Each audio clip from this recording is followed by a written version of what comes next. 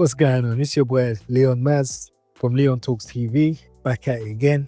And today we're going to talk about the rise and fall of the red pill influencers and why the red pill is still resonates today and why it's still necessary amongst young men and understanding its impact in today's society. So today we're going to delve into the topic, the red pill. You may have heard this term floating around, but what does it really mean?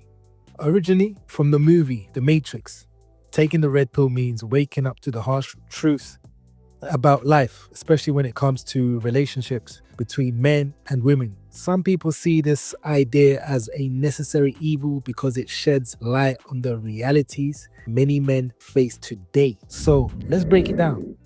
Chapter 1, the need for the red pill. You see, many men today feel lost when it comes to understanding women. Without guidance from older male figures, some guys find themselves being used for attention or resources or even getting finessed.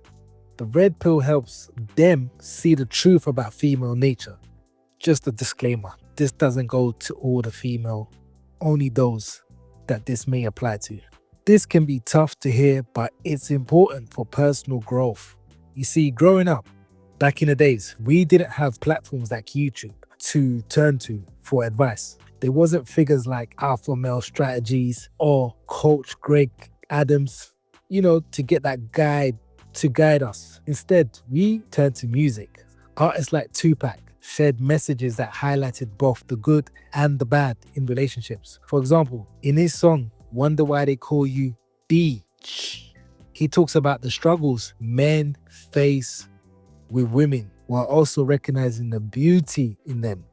He painted a picture that was both uplifting and real, as well as exposing the harsh reality of the choices that certain women make and really delving into the exposure, the harsh realities of female nature.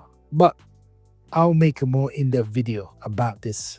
Chapter 2, the downfall of due to the simp culture. So let's talk about things started to go downhill. The term simp has become a popular describing men who overly cater to women without receiving anything in return. Even back in the days, songs like E40, Captain Saver 304, released in 1993, addressed this issue. In it, E40 warns men about saving women who don't want to be saved. This theme was already present, showing that the problems we face today have deep roots. Chapter 3, Kevin Samuels' impact. Then comes Kevin Samuels, the beginning of the downfall, where in my opinion, where it started, with the explosion of Kevin Samuels. Kevin Samuels becoming famous for his controversial and brutal truths. This was probably the first time people saw a man keep hard truths to women. It's not my fault that you 5'10" and weigh more than a man at your height. However, the problem wasn't the advice or his honesty. People had an issue with his delivery. Most likely, this was intended to create a shock factor for the audience, which worked because it caused outrage. The more outraged people became, the bigger he got, which grabbed people's attention. Some loved him, while others hated him. Unfortunately, after his sudden passing, his message lived on in a different way. Chapter 4, the rise of Andrew Tate. Enter Andrew Tate. He took the red pill message to a whole new level and became incredibly famous, even becoming the most Googled man on the planet. People were drawn to his confidence, his alpha male persona. However, this fame came with a price. Some could argue it put a target on his back. He faced bans from many social medias platforms, showing that being in the spotlight can attract both followers and critics. Chapter 5, Fresh and Fit. Then there's the Fresh and Fit podcast, which started in 2020. Myron Gaines and Fresh Prince CEO brought a mix of entertainment and advice about dating and self-improvement. As their popularity grew, so did the controversy. Critics accused them of spreading harmful ideas about women, especially Myron, who is always looking to be controversial and seeking for a viral moment. One more time, you guys. Somebody go ahead and clip this shit. Go on TikTok, let's go viral. With his outlandish takes, his constant back and forth with women, and throwing them out of his show are all aimed at creating a viral moment, making it the Jerry Springer show of podcasting. Let's be fair, one significant contributor to their chaos that happens on the Fresh and Fit is the alcohol. They know this but keep feeding their guests alcohol because they need reactions from them and want to trigger them. They have come under criticism for not practicing what they preach, although they are not the only red pill creators to face the same criticism. Although me personally, I'm talking from a person that's looking from an outside, looking in, and just looking from a perspective of the feeling and sense that I get from how people view these red pill influencers. Although I personally don't really have nothing against them or their message, but I do feel that they have focused more on creating a viral moment, or they seem to have chased the viral moment. Chapter 6. Just Pearly Things. Next, we have Just Pearly Things, also known as Pearl Davis.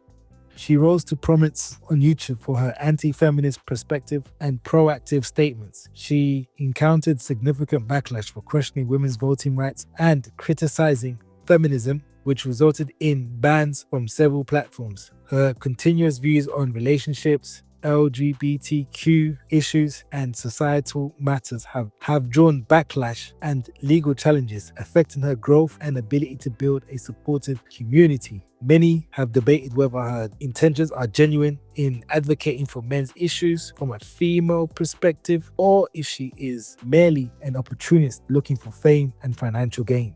The narrative of Pearl Davis' rise to fame through controversial content, as well as the consequences she faced, including demonetization and separation from her friends, and difficulties in establishing a lasting community, has been examined. For her anti-feminist views and controversial statements, some wonder if she genuinely cares about men's issues or if she is just seeking fame. Her journey shows how navigating this space can be tricky. Chapter 7. The Red Pill's Creativity Crisis. As Andrew Tate and Fresh and Fit attracted more followers, many opportunists emerged, trying to ride the same wave. This repetition led to a lack of creativity in the red pill space. Instead of focusing on helping young men improve themselves, many creators started copying each other's formats. This diluted the real message of the red pill. Chapter 8. The Impact of Criticism. With all this scrutiny, channels like ABBA and Preach began to do hit pieces on Fresh and Fit. This made it look like the whole red pill community was struggling and taking L's, because the Fresh and Fit guys are literally the face of red pill content. This creates a domino effect, leading to open season on many red pill content creators. However, what often happens is that all the exposing hasn't helped, as many red pill content creators lie about their lifestyles, don't practice what they preach, or get exposed for scamming their supporters. And you see, the focus shifted from self-improvement to exposing flaws in others. Unfortunately, many red pill creators have been caught lying about their lives, or not practicing what they preach, or getting exposed for scamming their supporters, further damaging their community reputation. Conclusion. So what does all this mean? The red pill can be a helpful tool for men to understand relationships and female nature, but it's essential to approach it with an open mind and critical eye. We need to focus on self-improvement and learning rather than anger towards women. The journey of the red pill community has its ups and downs, but it ultimately comes down to helping each other grow. So thanks for tuning in. If you found this video valuable, don't forget to like and subscribe for more discussions like this.